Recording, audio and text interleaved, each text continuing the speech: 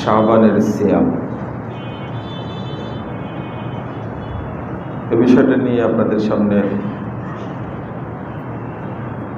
খুতবা পেশ করব ইনশাআল্লাহ। আমা তাওফীকি ইল্লা বিল্লাহ, আলাইহি তাওয়াক্কালতু ওয়া ইলাইহি উনীব।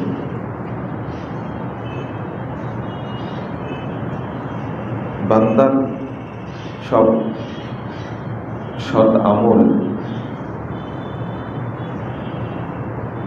আল্লাহর কাছে যেন কবুল না হয়,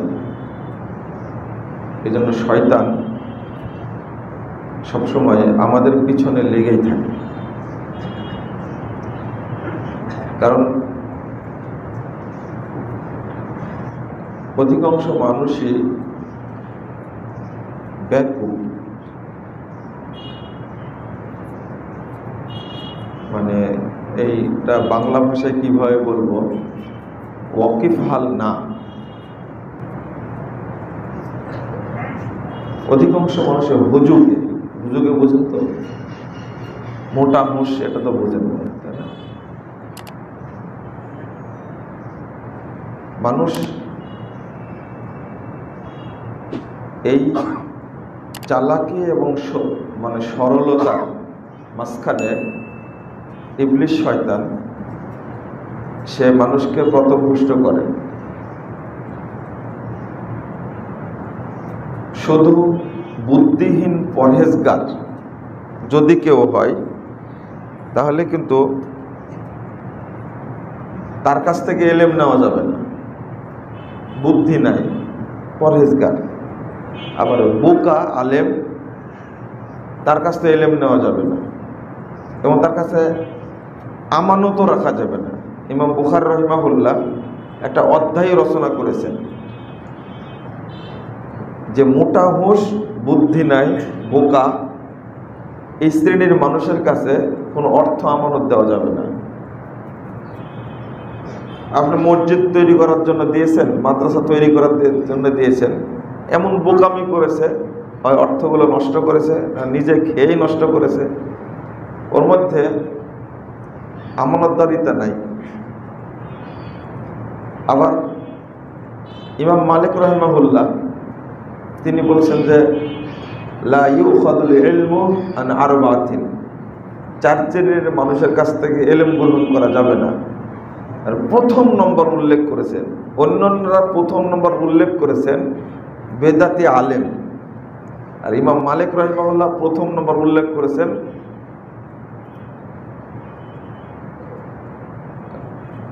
সাফিহীন মুলইনি সাফা, ওই বোকা আলেম যার নির্বুদ্ধিতা প্রকাশ পায়, প্রথম নম্বর উল্লেখ করেছেন, এর কাছ থেকে এলেম নেওয়া যাবে না। তারপরে বলছেন ওয়া আহলিল আহওয়া, বেদাতি আলেম যারা, তাদের কাছ থেকে এলেম নেওয়া যাবে না। মৌলিক কারণটা কি? কারণটা হলো এই বোকামিকে কাজে লাগিয়ে শয়তান মানুষের ইবাদত নষ্ট করে, ঝুঁকে পড়ে অনেক কিছুই করে, কিন্তু ফলাফলে সে জিরো। আপনারা তো বুঝেন তো, সবাই এই ব্যবসাটা করছে, আমিও করি, করতে যায় ধরা খেল। সবাই এই কাজটা করছে, একটা আমিও করি, দেখা যাচ্ছে ব্যবসার কিছুই জানে না, হুজুকে নিজে কাজ করতে যায় ধরা খেয়েছে। আমি এটা বুঝাতে চাচ্ছি, অধিকাংশ মানুষের অবস্থা এই রকম, ঝুঁকে পড়ে কাজ করছে, দলিলও খুঁজে না, আবার আমলটা সহি হচ্ছে কিনা কাউকে জিজ্ঞেস করব এ তদন্ত করারও ইচ্ছা পোষণ করে না।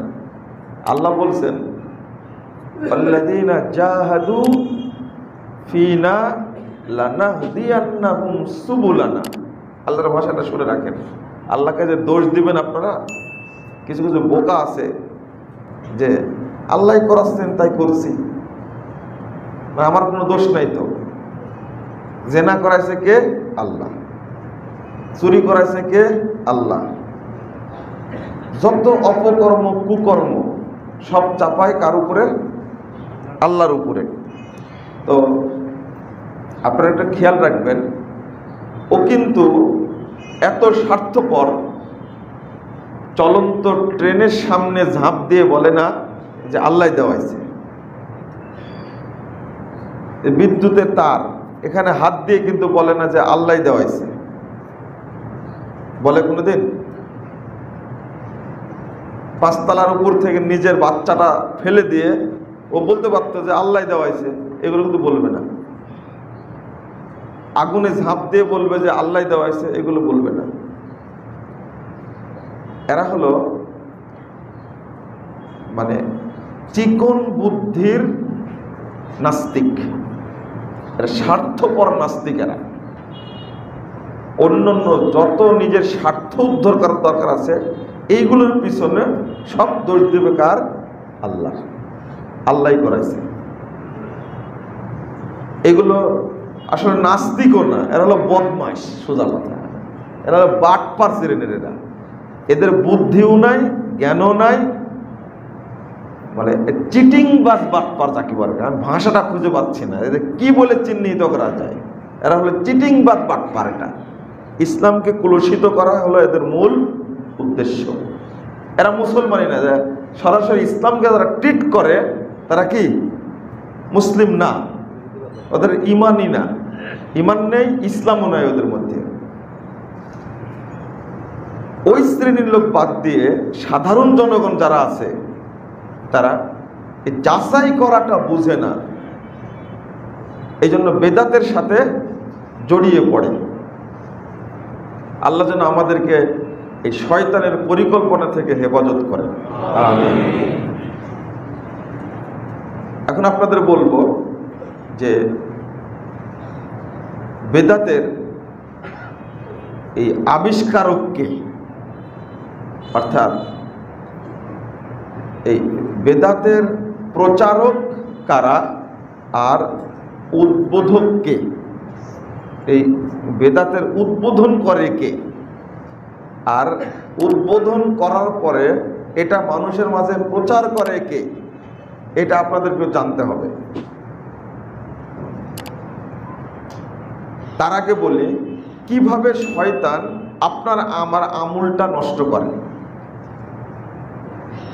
আল্লাহ রাব্বুল আলামিন বলছেন সূরা গাশিয়া ৩-৪ নম্বর আয়াত, আমিলাতুন নাসিবা, আমুলকারী ব্যক্তি আমল করতে করতে ক্লান্ত হয়ে গেছে, পরিশ্রান্ত হয়ে গেছে। বয়স তো আর 50 বছর হলো না, 70-80 বছর হয়ে গেছে, কতদিন থেকে আমল করছে, ক্লান্ত হয়ে গেছে। তাসলা নারান হামিয়া, এই আমল করতে করতে বুড়া হয়ে যাওয়া, ক্লান্ত হয়ে যাওয়া, পড়ন্ত বয়সে উপনীত হওয়া ব্যক্তি তাসলা নিক্ষিপ্ত হবে নারান জাহান্নামে হামিয়া, প্রজ্বলিত দগ্ধিত জাহান্নামে নিক্ষিপ্ত হবে। আমল করে মানুষ কি জাহান্নামে যায় না জান্নাতে যায়? আল্লাহ ভুল বললেন তাহলে এটা? হ্যাঁ, আল্লাহ ঠিক বলছেন। তাহলে এই আমলকারী বেশি, যাচাই করে না, আমল বেশি করে। আমি নসিহত করি যে আমল অল্প করেন কিন্তু সঠিকটা করেন। খান, অল্প খান, হালালটা খান। একটা পেট পূর্তি করে খেতে হবে। একটু না খেয়ে থাকেন, খাবার নেই, না খেয়ে থাকেন, কয়দিন না খেয়ে থাকেন? রুজি তো দিয়ে আল্লাহ সৃষ্টি করেছে। রাসূল সাল্লাল্লাহু আলাইহি ওয়াসাল্লামের যুগের মধ্যে এমন কেউ আছে যে 1 সপ্তাহ পর্যন্ত চুলা জ্বলেনি? বাংলাদেশে একটা পরিবার আছে এরকম? একটাও নেই। একদিন চুলা জ্বলেনি এরকম লোক নয় বাংলাদেশে। সবাই তো বলি যে আমরা দরিদ্র। একদিন চুলা জ্বলেনি 3 সন্ধ্যা, এইরকম লোক বাংলাদেশে পাওয়া যাবে না, যতই দরিদ্র হোক। আপনি তাহলে কি রাসূলের চেয়ে বেশি দরিদ্র? আপনার একদিন এসে বলেন তো যে হারাম ছাড়া আমি খেতে পারছি না, 1 সপ্তাহ যাবত, 10 দিন যাবত আমার বাড়িতে খাবার নাই, আপনার কেউ সহযোগিতা করে না, এরকম একটা রিপোর্ট নিয়ে আসবেন, তারপরে ফতোয়া দেব আপনাদেরকে। এসে তো বলেন যে আমার কোনো উপায় নাই, সুদ খেতেই হবে, সুদি চাকরি করতেই হবে, এগুলো সব ধান্দাবাজি। এগুলো এক কথা, আল্লাহর উপরে তাওয়াক্কুল নাই, ধান্দাবাজিটা বেশি। অথচ রাসূলুল্লাহ সাল্লাল্লাহু আলাইহি সাল্লামের স্ত্রী মা আয়েশা রাদিয়াল্লাহু আনহা তিনি নিজেই বলছেন যে 1 সপ্তাহ যাবত আমার বাড়িতে কিছুই নেই, চুলা জ্বলেনি। সাইয়্যিদুল মুরসালিন, বিশ্ব নবী, শ্রেষ্ঠ রাসূল মুহাম্মদ সাল্লাল্লাহু আলাইহি সাল্লাম, তার বাড়িতে 1 সপ্তাহ যাবত, সহিহ বুখারীর হাদিস, 2টা কালো জিনিস শুধু খেতাম। পানির রং কালো, এই হাদিস থেকে প্রমাণ হয়। 2টা কালো জিনিস খেতাম শুধু, একটা খেজুর আর একটা পানি। হাদিসে যেহেতু পানির রঙের কথা বলা হয়েছে কালো, পানির রং আসলে কালোই। যতই ব্যাখ্যা দিক বিজ্ঞানীরা, রাসূলের হাদিসের সাথে না মিললে ব্যাখ্যা চলবে না। আসওয়াদাইন, 2টা কালো জিনিস খেতাম, একটা কি খেজুর আর একটা হলো পানি। খাবো অল্প, হালালটা খাবো, বলেন ইনশাআল্লাহ। ইনশাআল্লাহ তো বলাও মুশকিল, গলার মধ্যে থেকে টান দিয়ে বের করতে হয়। আমি বললাম বলেন ইনশাআল্লাহ, তবে না বললেন, তাই না? মনের মধ্যে থেকে এমনি বের হয় না। আসলে আমাদের অন্তরটা জং ধরে গেছে। আসলে হারাম খেতে খেতে, কুকর্ম করতে করতে, মিথ্যা কথা বলতে বলতে, গাঁজা মদ সুয়ানি আর যত রকমের অসৎ উপায় অবলম্বন করতে করতে অন্তরটা মরে গেছে একবারে। উপরটা মাকাল ফলের মতো দেখতে, মাকাল ফলের মতো দেখতে, কিচ্ছু নাই ভিতরে, অযথা। আল্লাহ যেন আমাদের উপর রহম করেন। আপনাদের বললাম না কিন্তু, আবার খারাপ মনে করেন না। এটা খারাপ মনে করতে পারেন অনেকেই। এই ইনশাল্লাহ, মাশাআল্লাহ, সুবহানাল্লাহ, আলহামদুলিল্লাহ, এইগুলো বলার দরজা বন্ধ হয়ে গেছে। হারাম খাওয়ার দরজা খোলা আছে একবারে, খালি ঢোকা দিলেই চলে যাবে ভিতরে। কিন্তু আমি যে বলবো আলহামদুলিল্লাহ, লা ইলাহা ইল্লাল্লাহ, সুবহানাল্লাহ, অন্তর থেকে বের হয় না, মনে হলে কষ্ট করে বের হয়। এটা একবার বললেন আলহামদুলিল্লাহ, মনে হওয়ার পরে। কিন্তু উচিত ছিল কি, এমনি চলছে সুবহানাল্লাহ ওয়া বিহামদিহি, আল্লাহু আকবার, লা ইলাহা ইল্লাল্লাহ, আস্তাগফিরুল্লাহ, এগুলো মনের থেকে বের হওয়ার দরকার ছিল। আল্লাহ যেন আমাদেরকে হারাম থেকে হেফাজত করেন, আমিন। তা আমরা অল্প খাবো, হারামটা না খেয়ে হালালটা খাবো, এখনো বলে না ইনশাআল্লাহ। আমি যে কথাটা বলার নিব চেষ্টা করছি, তো এমনি বের হচ্ছে না। বুঝতে তো পারবেন না, আরো পরে বুঝবেন, 10 বছর পরে, মরার পরে ইনশাআল্লাহ বুঝবেন, তার আগে বুঝবেন না। আমল যতটুকু করব ততটুকু কি করব বলেন, না সঠিকটা করবো ইনশাআল্লাহ, মনে থাকবে? হ্যাঁ, সঠিকটা করব, অল্প করব, সঠিকটা, নেকি পাবো বেশি ইনশাআল্লাহ। যেমন এটা হাদিস থেকে প্রমাণ নেন আপনি, সহিহ বুখারীর 2808 নম্বর হাদিস। একজন সাহাবী সম্পর্কে রাসূল সাল্লাল্লাহু আলাইহি ওয়াসাল্লাম বলছেন, উনি ইসলাম গ্রহণ করেননি। উহুদের যুদ্ধের দিনে আল্লাহ রাসূল বলছেন, ইন্নী ওয়াজাদতু রায়হাতাল জান্নাহ মিন ওয়ারাই উহুদ, আমি উহুদ পাহাড়ের পাশ থেকে জান্নাতের সুগন্ধি পাচ্ছি। মানে জান্নাতকে কাছে করে নিয়ে আসা হয়েছে, আল্লাহ কাছে করে দিয়েছেন। উহুদের যুদ্ধের দিনে একজন অমুসলিম বলছে যে আমি যদি এখন যুদ্ধে অংশগ্রহণ করি তাহলে জান্নাতে যাব। তো আল্লাহ রাসূল বলছেন, না, আসলিম, আগে ইসলাম গ্রহণ করো, সুম্মা কাতিল, তারপরে তুমি যুদ্ধে নামো। আসলামা ওয়া কাতালা, হাদিসে শব্দ আসছে। তো ওই সাহাবী হাতে কিছু খেজুর ছিল আর কিছু খেজুর চিবাচ্ছিলেন, হাতের খেজুরগুলো ফেলে দিলেন, দেরি হয়ে যাচ্ছে। মুখের শুকনা খেজুর চিবাতে দেরি হচ্ছে, ওইটাও ফেলে দিলেন। যুদ্ধে অংশগ্রহণ করে একটু পরে শহীদ হয়ে গেলেন। একটু পরে চিন্তা করেছেন, রাসূলুল্লাহ সাল্লাল্লাহু আলাইহি ওয়াসাল্লাম বলছেন, যা আমিলা কলিলা ওয়া উজিরা কাসীরা, অল্প আমল করেছে কিন্তু নেকি পেয়েছে অনেক বেশি। এই দেখেন, এই আমলটার অল্প নেকি বেশি হওয়ার কারণ হলো তার অন্তরে ইসলামটা এমন ভাবে শিকড় গেড়েছে, মানে জান্নাতের সুসংবাদের কথা শুনেই সাথে সাথে ইসলাম গ্রহণ করেছে। সাথে সাথে মানে জান্নাত পাওয়ার ভিতরে যে বাসনা, এই বাসনাটা শক্তভাবে পুঁতে গিয়েছিল একবারে। এই জন্য নিয়তটাকে পরিশুদ্ধ করে অল্প আমল করলে আল্লাহ নেকি বাড়িয়ে দেন।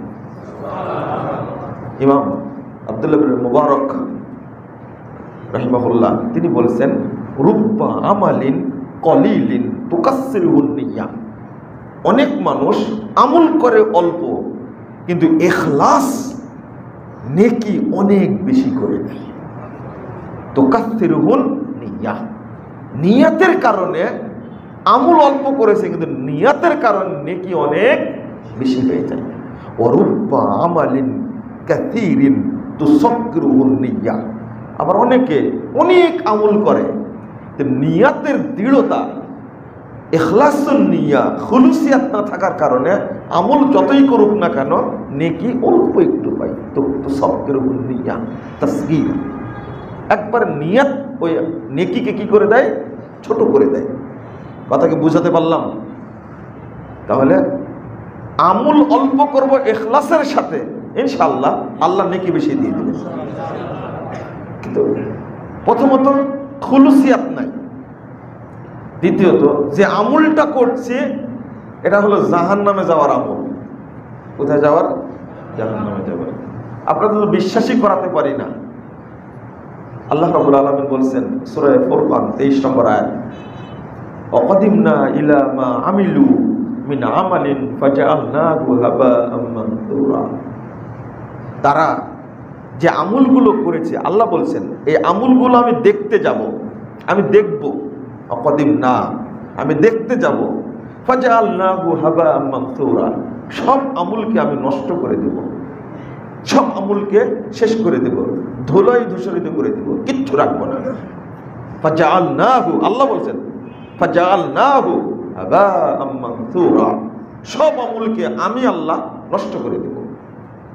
যে আল্লাহ এত দয়ালু, সুবহানাল্লাহি ওয়া বিহামদিহি, আল্লাহর নবী সাল্লাল্লাহু আলাইহি ওয়াসাল্লাম বলছেন, মান হাম্মা বিআমালিন ফালাম ইয়ামালহা, কেউ যদি কোনো আমল করে, 6494 নম্বর হাদিস, 294 নম্বর হাদিস, রাসূলুল্লাহ সাল্লাল্লাহু আলাইহি ওয়াসাল্লাম বলছেন, কেউ যদি আমল করার ইচ্ছা করে কিন্তু আমলটা করতে পারল না, কাতাবাল্লাহু লাহু হাসানাতান কামিলা, আল্লাহ আমলটা ওই বান্দা না করার কারণেও নিয়ত শুধু করেছে তাই আল্লাহ পূর্ণ নেকি লিখে দিবে তার। ওমান হাম্মা বিআমালিন ফায়ামালহা, আর কেউ কোনো আমল করে ইচ্ছা করেছে এবং আমলটা করে ফেলেছে, আমলটা করে ফেলেছে, কাতাবাল্লাহু লাহু আশরা হাসানাত ইলা 700 দিফিন ইলা আদআফিন কাসীরা ওয়াল্লাহু ইউদাইফু মান ইয়াশা। দুইটা হাদিস পাশাপাশি। রাসূল সাল্লাল্লাহু আলাইহি ওয়াসাল্লাম বলেছেন, আমল করার ইচ্ছা করেছিল, আমলটা করে ফেললো, আল্লাহ তাকে পূর্ণ 10 নেকি দিবেন, 10কে 700 পর্যন্ত বৃদ্ধি করবেন, 700কে তিনি অসংখ্য গুণে গুণান্বিত করবেন। আল্লাহ আমল নষ্ট করেন? তাহলে এই বেদাতি আমলের প্রতি আল্লাহ কত রাগান্বিত। কিয়ামতের মাঠে মুমিনদের জন্য আল্লাহ রহিম, আল্লাহ সকল বান্দার জন্য হলো রহমান, কিন্তু কিয়ামতের মাঠে আর রহমান না, তিনি কি? রহিম। রহমান নাম না, আর রহিম শুধু বান্দার উপরে থাকবে। রহমান আর রহিমের পার্থক্যের আলোচনাটা শুনে নেবেন একদিন। আমি এক জায়গায় আলোচনা করেছি যে বান্দার জন্য মুমিন বান্দার জন্য আল্লাহ রাব্বুল আলামিন সেদিন যে রহমান নাম ধারণ না করে রহিম ধারণ করবেন, কেন, তার তাৎপর্য কি? আল্লাহ মুমিনদের প্রতি এত দয়া করবেন, চাইবেন যে কোনো ভাবে মুমিনকে ছাড় দিয়ে জান্নাত দেওয়া। এটা হলো আল্লাহর কাজ। অথচ ওই দিনে আমলকারী ব্যক্তির আমল নষ্ট করে দিবেন, এটা কি ভাবা যায়?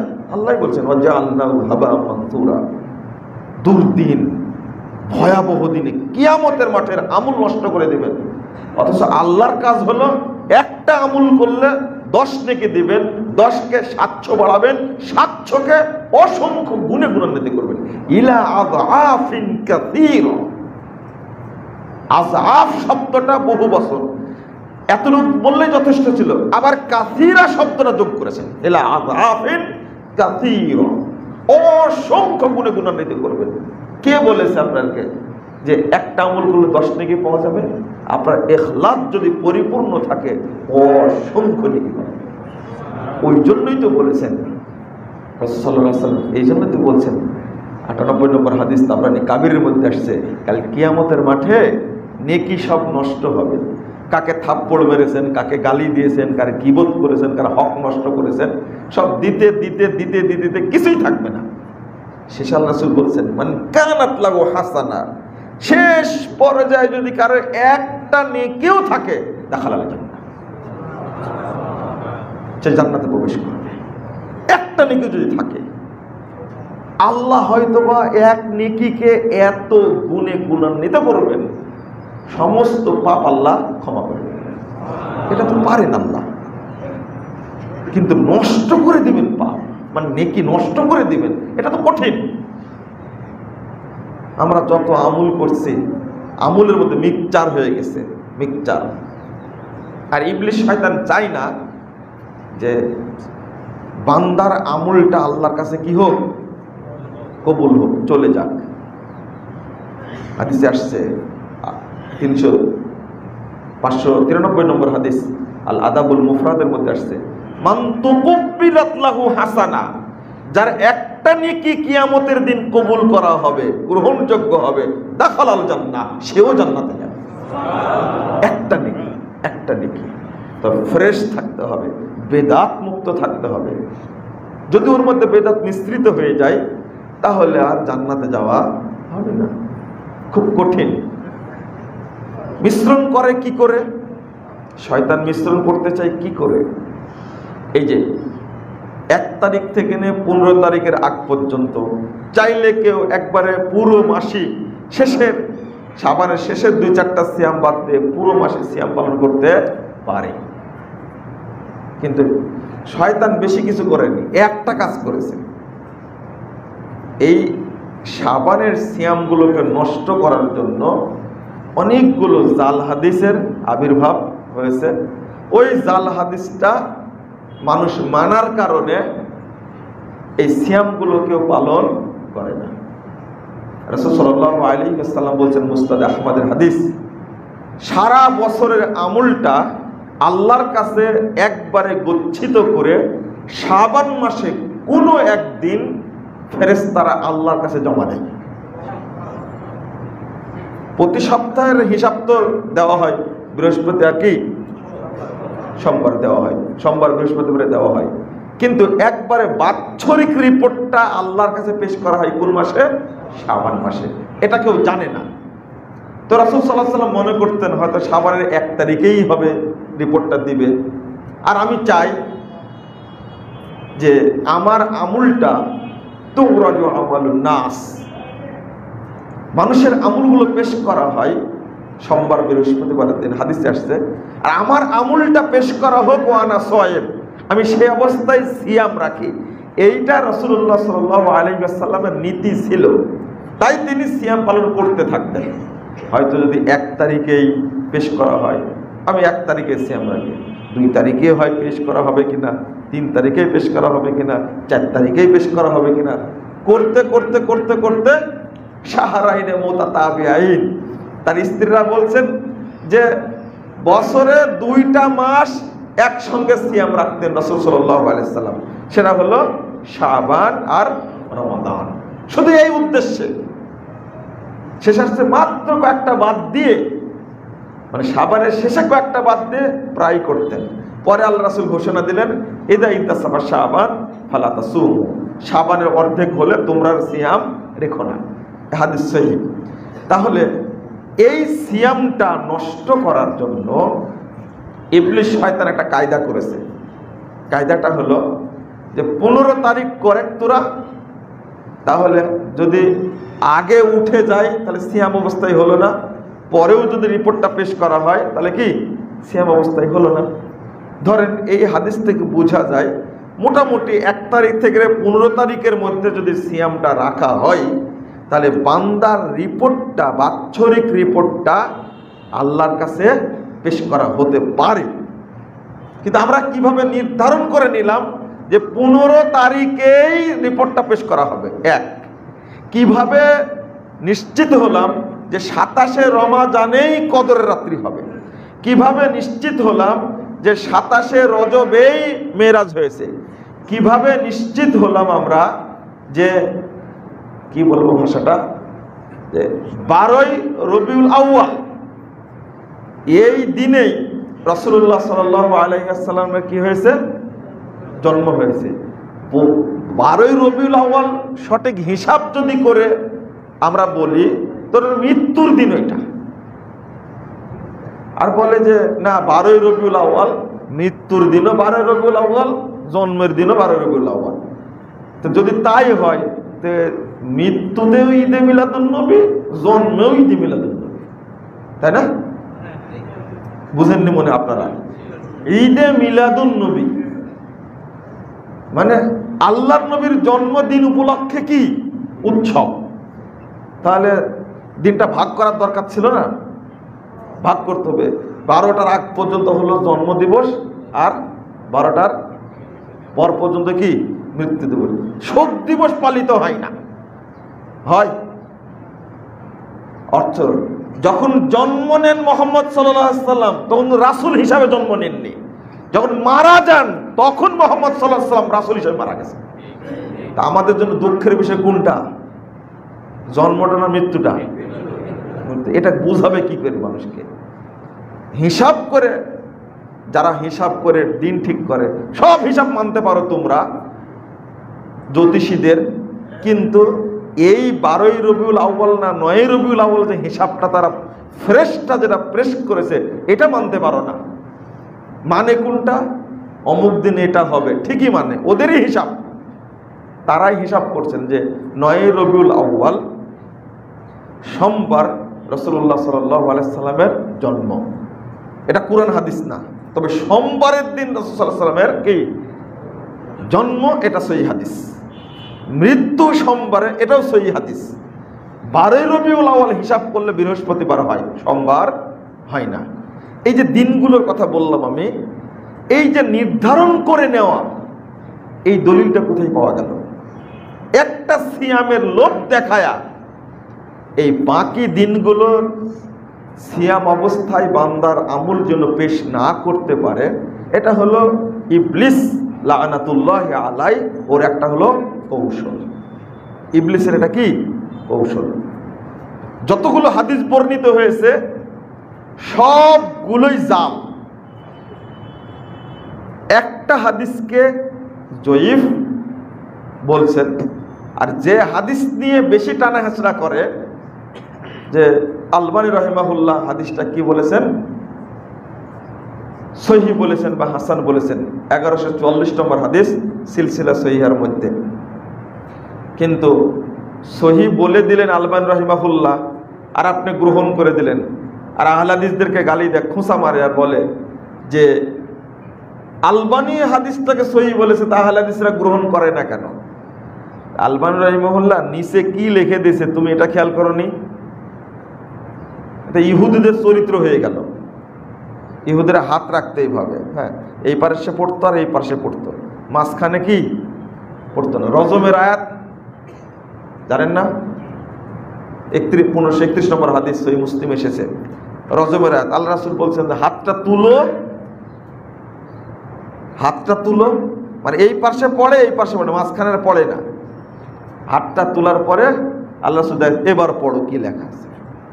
আল্লাহর কসম দিয়েছে তো, আমি আল্লাহর কসম দিয়ে বলছি হাতটা তুলো, এই ভয়ে হাত তুলেছে। দেখো তো রজমের কথা লেখা আছে কিনা, তোমাদের বইয়ে লেখা আছে, তাও রাতেই লেখা আছে জেনা করলে রজম করতে হবে। যে তোমরা ঢেকে রাখছো কেন? সহিহ মুসলিমের হাদিস। তো এই চরিত্র কেন?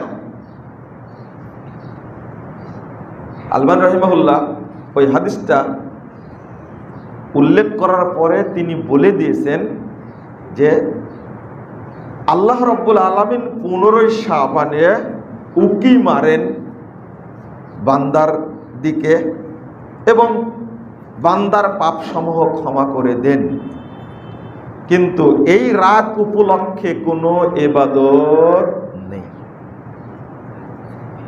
আচ্ছা, জুমার দিনে যে আপনারা একটা ফজিলত পান, এই ফজিলতের জন্য কোনো এক্সট্রা আমল আছে? নাই, এক্সট্রা কোনো আমল নাই, কোনো আমল নাই। আচ্ছা, আপনি কোন ফজিলত আল্লাহ দেন আমল ছাড়াই। রাসূল সাল্লাল্লাহু আলাইহি সাল্লাম বলছেন যে সালাম ফিরানোর পরে যদি ওই জায়গায় বসে থাকে, দোয়া দরুদ কিছু না করুক, যতক্ষণ বসে থাকবে ততক্ষণ ফেরেশতারা তার জন্য দোয়া করবে। এটা তো হাদিস। কিছুই পড়লো না, চাইলো না, এমনি বসে থাকলো, কিন্তু যতক্ষণ বসে থাকবে ততক্ষণ কি করবে? ফেরেশতারা তার জন্য কি করবে? দোয়া করতে থাকবে। জুমার দিনে আল্লাহ দোয়া কবুল করেন, কোন টাইমে করেন এটা নিয়ে ইখতিলাফ থাকলেও সঠিক টাইমটা হলো আসরের পর থেকে নিয়ে বিশুদ্ধ, সবাই বলতেছেন আসর পর থেকে নাকি মাগরিবের আগ পর্যন্ত। এই হাদিসটাকে সবাই তারজিহ দিয়েছেন। যে দোয়া কবুল করার জন্য কি ইবাদত করতে হবে বলেন? কোন ইবাদত আছে? না। আল্লাহ রাব্বুল আলামিন বান্দাকে ক্ষমা করেন যদি হাদিসটাকে সহিহ হিসাবে গ্রহণ করেন। যদিও আলবানী ছাড়া পূর্বের অধিকাংশ মুহাদ্দিসে হাদিসটা কি বলে দিয়েছেন? জয়ীফ বলে দিয়েছেন। কারণ কি? 1345 নম্বর হাদিস সহিহ বুখারীতে এসেছে, রাসূল সাল্লাল্লাহু আলাইহি সাল্লাম বলছেন আল্লাহ রাব্বুল আলামিন প্রত্যেক রাত্রিতেই দুনিয়ার আসমানে নেমে আসেন, প্রত্যেক রাত্রিতে। আর এই হাদিসটা সব গ্রন্থে এসেছে। তাহলে যদি এই হাদিসটাকে আমি গ্রহণ করি, তাহলে বান্দা প্রত্যেক রাত্রির জন্য আল্লাহর অপেক্ষা করবে না এক রাত্রির জন্য অপেক্ষা করবে? এই জন্য একদিন রাগ করে বলেছিলাম যে আমি ওই আল্লাহর ইবাদত করি না যে আল্লাহ মাত্র বছরে একদিন বান্দার খবর নেই। আমি ওই আল্লাহর ইবাদত করি যে আল্লাহ প্রতিনিয়ত তার বান্দার খবর নেই। হাদিসটা সব জায়গায় এসেছে, এইটা চোখে পড়ে না। সাথে সাথে এটাও বলে দিই আপনাদেরকে, হ্যাঁ, হাদিসের শব্দ যেটা, সেটা হলো ইয়াত্তালিউল্লাহু আযজা ওয়া জাল্লা আলা খালকিহি লাইলাতান নিসফিন মিন শাবান। শাবানের মধ্যরাত্রিতে আল্লাহ উকি মারেন। ফায়াগফিরু লিজামিই খালকিহি ইল্লা লিমুশরিকিন ওয়া মুশাহিন। হিংসুক এবং মুশরিক ছাড়া সৃষ্টি জগতের সবাইকে আল্লাহ ক্ষমা করে দেন। আগে সুবহানাল্লাহ বললেন না, থামেন। এই হাদিসটা এসেছে তাবরানি কাবিরের মধ্যে 16639 নম্বর হাদিস। এইটা স্পষ্ট হাদিসটা। তাহলে এক রাত্রি কথা পেলেন। এই হাদিসটাকে আলবানী রাহিমাহুল্লাহ, যেটা বললাম 1144 নম্বর হাদিস, আলোচনা করতে গিয়ে এই হাদিসটাকে নিয়েই ঘুরে ফিরে তা আমি আলবানী সহিহ বললেন, গ্রহণ করলাম। আলবানী যে বক্তব্যটা দিলেন যে এই হাদিস সহিহ মেনে নিলেও এই রাত্রে কোনো ইবাদত নাই, এই দিনে কোনো সিয়াম নাই, এটা মানলে না কেন? এটা মানলে না কেন? একজন বড় আলেম, এদেরকে বড় আলেম বলবো কি করে বলেন দেখি? আমি তো মনে করি বড় আলেম হলো ইবলিস। সবচেয়ে বড় আলেম কে? ইবলিস। লাভ হয়েছে বড় আলেম হয়ে? লাভ হয়েছে? ইবলিস এত জানতো, আর কেউ জানে ওরকম? ওর সব এলেম ছিল, কিন্তু কি? ইবলিস শয়তানের রাজিম, ও বিতাড়িত। বড় আলেম হয়ে লাভ নাই তো। যদি ইবলিসের মতো বুঝেন আপনি, তা বড় আলেম হয়ে লাভ কি? বড় আলেম হয়ে ইমাম বুখারীকে গালি দেন, তা আপনি তো ইবলিসের এজেন্ট একটা।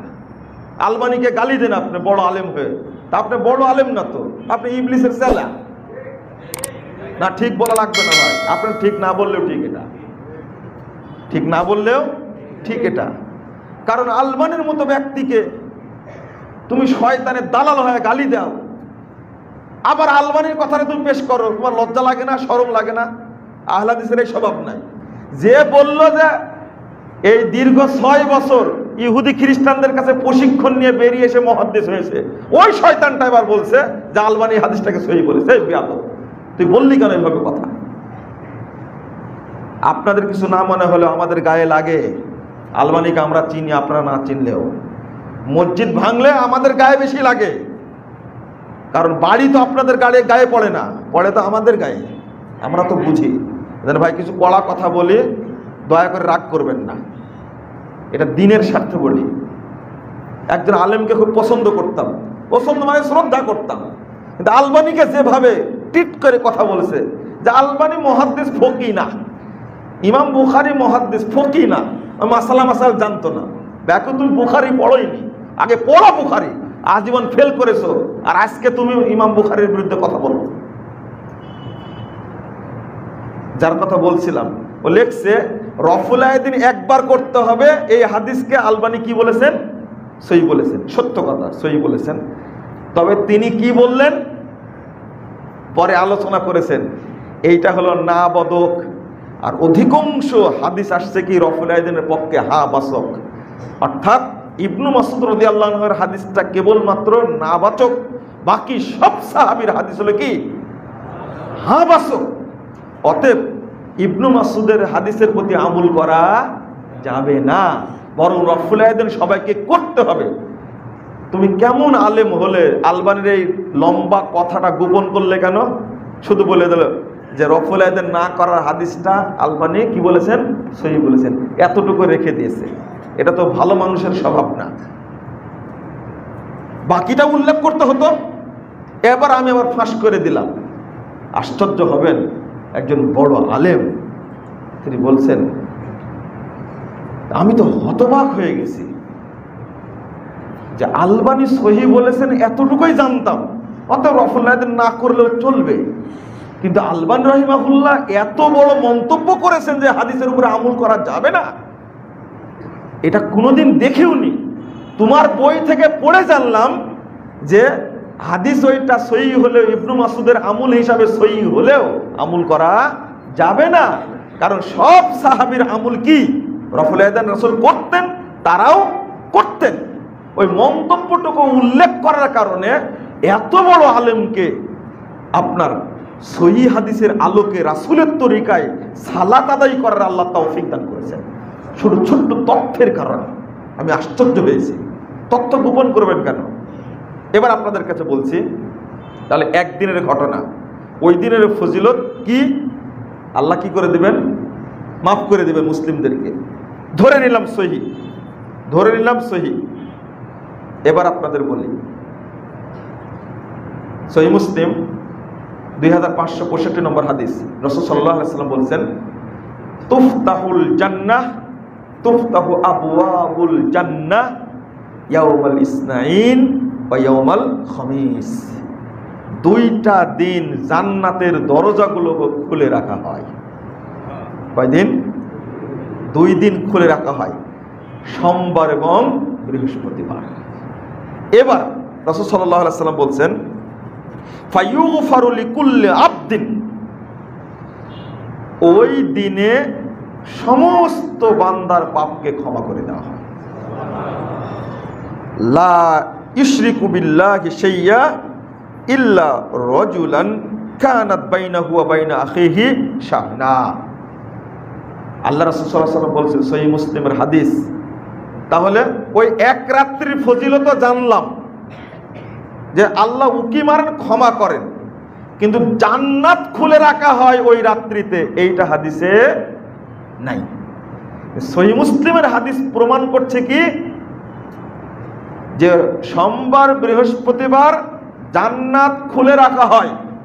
কোন ব্যক্তি, সেদিনে আমার এক খালা মারা গেছেন, আমার জন্য খুব দোয়া করতেন, আজীবন সোমবার বৃহস্পতিবারে সিয়াম রাখতেন। তো বৃহস্পতিবারের রাত্রিতে আল্লাহ নিয়ে গেছেন, অর্থাৎ বুধবার দিবগত রাত্রিতেই মারা গেলেন। প্রায় 75-76 বছরের মানুষ। আল্লাহ তাকে যেন জান্নাতুল ফেরদাউস দান করেন, আমিন। আমি এই হাদিসটা তখন স্মরণ হয়, এইভাবে বলি, আল্লাহ তোমার জান্নাত তো আজকের দিনে খোলা আছে, নতুন করে খোলার দরকার হয় না, তুমি এই জান্নাত খুলে রাখছো, অতএব এই ব্যক্তিকে তুমি জান্নাতের জন্য কবুল করে নাও। তাহলে এটা একটা বরকত, আল্লাহ হয়তোবা তাকে কবুল করবেন।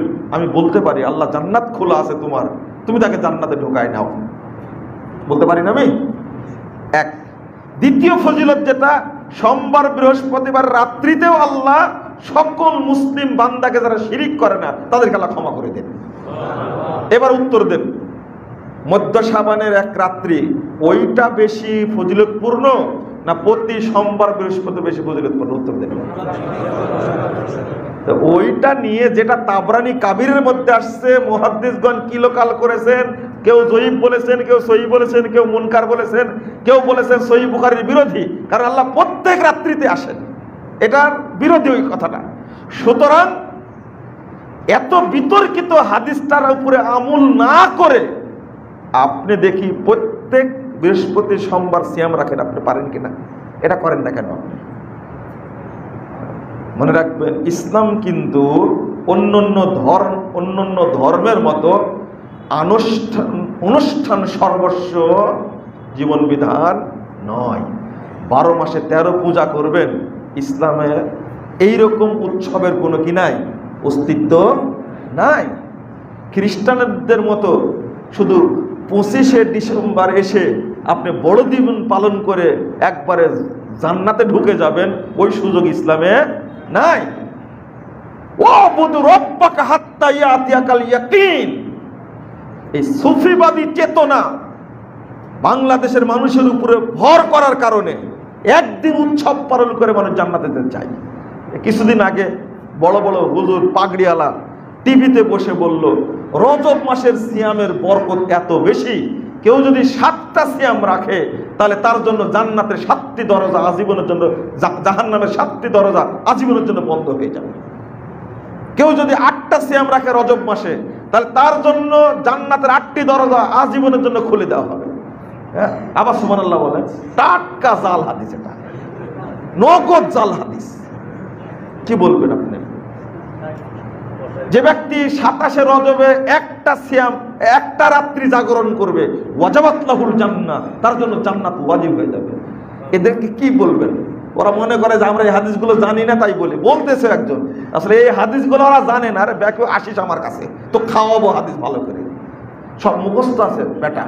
আমরা তো বক্তব্য বলি না, মানে এই যে কত সুন্দর হাদিস দেখছেন, যে ব্যক্তি 5টি রাত্রের একটা রাত হলো রজবের রাত্রি জাগবে, কোনো একদিন জাগবে, ওয়াজাবাত লাহুল জান্নাহ, তার জন্য জান্নাত ওয়াজিব হয়ে যাবে। সুবহানাল্লাহ বলেন না? নাউজুবিল্লাহ বলতে হবে এখানে, হাদিস তো জাল। আহা, আমি কালকে বললাম যে এক বদ বলছে আব্দুল কাদের জেলানি কুলি করেছে, তো বাগদাদ থেকে কুলি গিয়ে পড়েছে স্পেনে গিয়ে, 2000 কিলোমিটার দূরে গিয়ে। আপনারা হাসছেন, নাউজুবিল্লাহ পড়ছেন। আর ওই ভক্তরা কি দেখেন, এই ভক্ত অনুসারী, এই শ্রোতারা এত খারাপের খারাপ, এত জোরে সুবহানাল্লাহ বলছে মসজিদ ফেটে গেছে একবারে। আর আপনারা কি বলছেন যে নাউজুবিল্লাহ। যাক, আলহামদুলিল্লাহ, আপনারা তো বুঝেন, কিন্তু জাল হাদিস সম্পর্কে এখনো বুঝেননি আপনারা। তো আমুল যেটা সহি, ওইটা করতে সময় লাগে।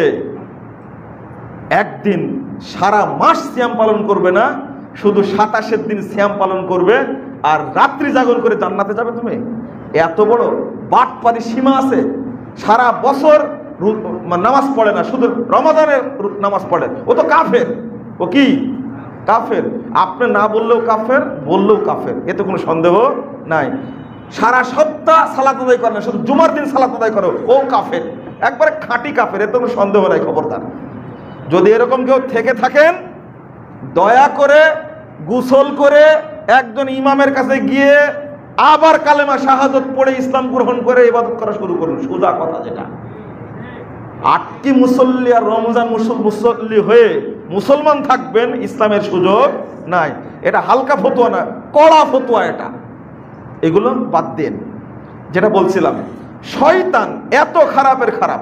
আমি শুধু একটা উদাহরণ দিচ্ছি। রাসূল সাল্লাল্লাহু আলাইহি ওয়াসাল্লাম বলছেন, 5212 নম্বর হাদিস, আবু দাউদের মধ্যে এসেছে, আপনি আমি যদি মুসাফা করি, সবচেয়ে ছোট্ট একটা আমল মুসাফা যদি করি, আপনার ডান হাত আমার ডান হাত, রাসূল সাল্লাল্লাহু আলাইহি ওয়াসাল্লাম বলছেন যে উভয়ের মাঝে যত পাপ, একবারে মুসাফা শেষ করতে না করতে উভয়ের সমস্ত পাপকে ক্ষমা করে দেওয়া। হাদিস সহিহ। এত শর্ট আমলে পাপ ক্ষমা হবে, আর কোনো ইবাদত নাই, আমার জানা নাই, থাকতে পারে আমার জানা নাই। অথচ এই ফজিলতটা নষ্ট করার জন্য 4 হাত লাগাইছে। কয় হাত? 4 হাত লাগাইছে। এক, আবার মাঝখানে পড়ছে কি নাহমাদুল্লাহ ওয়া নাস্তাগফিরুহু, তারপরে কি পড়ছে ইয়াগফিরুল্লাহু লাকুম, এরপরে বুকে হাত, এরপরে চুমু খাওয়া একটা। সালামটাই দোয়া, আসসালামু আলাইকুম রাহমাতুল্লাহ, আপনি বলবেন কি ওয়ালাইকুম আসসালাম ওয়া রাহমাতুল্লাহি ওয়া বারাকাতুহু ওয়া মাগফিরাতু, এটাও বলা যায়। তো এইটা হলো কি সুন্নাত। কিন্তু এই আমলটা যেন না নিতে পারে, শয়তান পেশাব করে আমলটাকে নষ্ট করে দিয়েছে, ওইটার আমলে চলে নাই। তাহলে আপনি সুন্নাতের উপরে টিকে থাকবেন। এই জন্য বলি, আজ থেকে ওয়াদা করেন আমার কাছে, মরার আগ পর্যন্ত জীবনে কোনোদিন 4 হাতে মুসাফা করবেন না। ওয়াদা করলেন তো? আজকেও দেখেছি আমি, এই ঢোকার সময় একজন 2 হাতে করেছে, আমার এত রাগ হয়েছে। বাট তো নাম বাড়াই আহলে হাদিস মসজিদে আসছে, 2 হাতে মুসাফা করবি কেন তুই? এত বড় সুন্নাতকে, আমলকে, এত বড় ফজিলতকে নষ্ট করবি কেন? আমার রাগ আর কি। খবরদার করবেন না, কোনো দিনই না। এক ব্যাকও আমার কাছে আব্দুর রহমান সুদাইসের একটা ছবি পাঠাইছে যে 2 হাতে মুসাফা করছে। ব্যাকুব ওটা মুসাফা? তো ওই হুজুরের হাত নাই, তো ওখানে 3 হাত দেখালাম। আব্দুর রহমান সুদাইস 2 হাত দিয়েছে। বোঝা যাচ্ছে এটা হচ্ছে বিদায়ের সময়ের ঘটনা। বিদায়ের সময় মানে কথাবার্তা বলার সময়। এটাও হাদিসে এসেছে, কাউকে বিদায়ের সময় মুসাফা না, এটা কাউকে 2 হাত ধরে মানে মনোযোগ আকর্ষণ করা, এটাও হাদিসে এসেছে। যেমন ইবনু মাসউদ রাদিয়াল্লাহু আনহু বলছেন যে আল্লাহ রাসূল আমাকে যখন তাশাহুদ শিক্ষা দিচ্ছিলেন, তখন আমার 1 হাত কাফি বাইনা কাফাইহে, আমার 1 হাত তার 2 হাতের মাঝখানে ছিল। এটা কি মুসাফা? এটা কি মুসাফা? একজনের মানুষের মনোযোগ আকর্ষণ করার জন্য এইভাবে বলে তুমি মুখস্থ করো, এটা মুসাফার অংশ না। এটাও বুঝতে হবে। এটা না বুঝে লাগাই দিছে যে হাদিসে আছে 4 হাতে মুসাফা, আর 3 হাত, তো 4 হাত কই? এখন ঢাকায় হচ্ছে পাটাপাট চলছে। ইবলিশ শয়তান এত খারাপের খারাপ। এই যে সালাম মানে সালাত পড়ে এত নেকি পেলেন, এবার সালামের পরে এই 10 সেকেন্ডের জন্য একটা মারি দিল একবারে, হ্যাঁ আল্লাহুম্মা আমিন বলে চুপ থাকলো। কি যে বললো, একটু পরে বলছে বাহাত লা ইলাহা ইল্লাল্লাহ। এই আরেক বেদাত। কথা বুঝতে পারলেন না? ইমাম, আমি যেমন এখন দোয়া যদি করি, আপনারা দোয়া কি করছি এটা আপনি আমিন আমিন বলবেন না? তো ও কি বলছে এটা শুনলামই না, শুধু কি আমিন আমিন বলছে। চুপচাপ বসে থাকলে একটু শেষ করছে তখন তো কি বলছে বাহাত লা ইলাহা ইল্লাল্লাহ, মানে মুনাজাত শেষ করলো, এটা জানালো। এত যে আমল করলেন আপনি, আর এই আমলগুলো কবুল হবে না। কারণ কি? এটা কি বেদাত মিশ্রিত হয়েছে। বেদাতের জন্ম দিয়েছে কে? চালু করেছে কারা? হ্যাঁ, এইটা হলো ইবলিশ শয়তানের আবিষ্কার। কেন বলছি? 4701 নম্বর হাদিস, সহিহ বুখারী খুলবেন। রাসূল সাল্লাল্লাহু আলাইহি ওয়াসাল্লাম বলছেন যে প্রতিদিন রাত্রিতে, অর্থাৎ আগামীকালকে কি বাস্তবায়িত হবে, ফেরেশতারা এটা বন্টন করেন। তো ইবলিশরা কি করে, একজনের ঘাড়ে পুরো আরেকজন ঘাড়ে ওঠেন। সুফিয়ান তিনি বলে দিচ্ছেন, দেখো এইভাবে আঙ্গুল, এক আঙ্গুল আর এক আঙ্গুল যেভাবে আছে না, এখানে বুখারীর হাদিস এইভাবে দেখা দিচ্ছেন। এইভাবে শয়তান একজনের ঘাড়ে উপরে আর একজন উঠে, উঠতে উঠতে উঠতে একবার আসমান পর্যন্ত যায়। ওরা যে আলোচনা করছে শুনে ফেরেশতারা বুঝতে পারলে কি কোড়া মারে শয়তানদেরকে, তো নিচ থেকে সব পালা দর দর করে পড়ে যায়। এবার কি করে, ওর সাথে একটা শুনলো, ওর সাথে 100টা মিথ্যা কথা যোগ করে। আর ওরা আসে দরবেশদের কাছে, গণকদের কাছে, কোন হাদিসে সাহের, এই জাদুকরদের, জাদু টোনা তাদের কাছে আসা তাদের কাছে ওহী করে। তাহলে শয়তান একটা সত্যের সাথে যোগ করলো কয়টা? 100টা। তাহলে কয়টা হলো? 101টা। একটা সত্য। যত বেদাতের জন্ম হয়েছে, শিরিকের মানে উদ্বোধনকারী হলো ইবলিস, শয়তান, এটা আবিষ্কারকেরা। আর এটা প্রচার করেছে কাদের মাধ্যমে? ইলাল কুহান, যারা গণক। এই যে বেদাতি পীর মুশরিক যেগুলো আছে, এই যে দীর্ঘ 30 বছর 50 বছর গোসল করে না, পেশাব করে পানি নেয় না, এই শয়তানগুলো আছে, জোয়াটলা শয়তান। এরা হলো ইবলিস শয়তানের দুনিয়ায় বেতনভুক্ত নিযুক্ত কর্মচারী। এই শয়তানগুলোর মাধ্যমে সমস্ত বেদাত কি করে? ছড়িয়ে পড়ে চারিদিকে। বুঝলেন হাদিসটা? এটা সহিহ বুখারীর হাদিস। একটা সত্যের সাথে যোগ করে কয়টা? 100টা মিথ্যা। আর এটাই মানুষ আমল করে। এটাই মানুষকে এখনো বোঝাতে পারেনি। সারাদিন সিয়াম রাখার পরে বলে একটু মারি দাও একটু ভাইজান, এই যে ইফতারের সময় দোয়া কবুল হয়, ওই হাদিসটাই জানে না। সারা সময় দোয়া কবুল হয়, কিন্তু এই মারি দিল, সবাই মিলে একটা হাত তুলে একটা 2 মিনিটের জন্য মুনাজাত মারি দিল। এই সারা দিন যে দোয়াগুলো করেছিল, যে নেকিগুলো পেয়েছিল, সব শয়তানের পেশাব মিশ্রিত হলে কি কবুল হয়? ওইগুলো আমলে চলে থাকলো না। বন্ধুরা আমার, কথা অনেকগুলো বললাম। এই যে শাবানের সিয়ামটাও ঠিক এইভাবে বেদাতের কবলে পড়ে গিয়ে আমরা বেদাতের সাথে যুক্ত হয়েছি। রাসূলুল্লাহ সাল্লাল্লাহু আলাইহি ওয়াসাল্লামের সুন্নাহটাকে আমরা কি করেছি? ছেড়ে দিয়েছি। আমাদের আমলের সাথে যেন বেদাত যুক্ত না হয়। আল্লাহ যেন আমাদেরকে বেদাত থেকে হেফাজত করে। কারণ যদি আমলের সাথে বেদাত যুক্ত হয়, তাহলে এটা আমলে চলে থাকলো না। আর আল্লাহ বলছেন, ফামান কানা ইয়ারজু লিকা রাব্বি ফালইআমাল আমালান সালিহা ওয়ালা ইউশরিক বিইবাদাতি রাব্বিহি আহাদা। যদি কেউ আল্লাহর সাথে সাক্ষাৎ করতে চায়, সেজন্য আমলে সলে করে। শুধু আমল না, আমলে সলে করতে হবে, বিশুদ্ধ আমল করতে হবে। আর আপনাদের যদি কারো ভুল থেকে থাকে, দয়া করে এই ভুলগুলো চেঞ্জ করে ফেলবেন। মনে থাকবে? হতে পারে আমার ভুল থাকতে পারে, আপনার ভুল থাকতে পারে। আমলে যেন ভুল যেন না থাকে, বেদাত যেন না থাকে। বিশেষ করে মুরব্বীদেরকে বলবো, গোলামি করবেন না। আল্লাহ বলছেন, ইল্লা মান তাবা ওয়া আমানা ওয়া আমিলা আমালান সালিহা ফাউলাইকা ইউবাদদিলুল্লাহু সাইয়্যাতিহিম হাসানাত। ফুরকান 70 নম্বর আয়াতে আল্লাহ বলছেন, ভুল হয়েছে তো কি? 80 বছর বয়স হয়েছে তো কি হয়েছে? 105 বছর বয়স হয়েছে তো কি হয়েছে? বুঝলেন আমলটা ভুল, ছেড়ে দেন, তাহলে কি হবে? আল্লাহ বলছেন, পূর্বের যত ভুল আছে, যত পাপ আছে, সমস্ত পাপকে আল্লাহ নেকিতে পরিণত করে দিবেন। আল্লাহ যেন আমাদেরকে সঠিক আমলগুলো করার তৌফিক দান করেন। আমিন ইয়া রাব্বাল আলামিন। আল্লাহ রাব্বুল আলামিন আমাদের সকলকে যেন তার খালেস বান্দা হিসাবে কবুল করে নেন। আমিন ইয়া রাব্বাল আলামিন।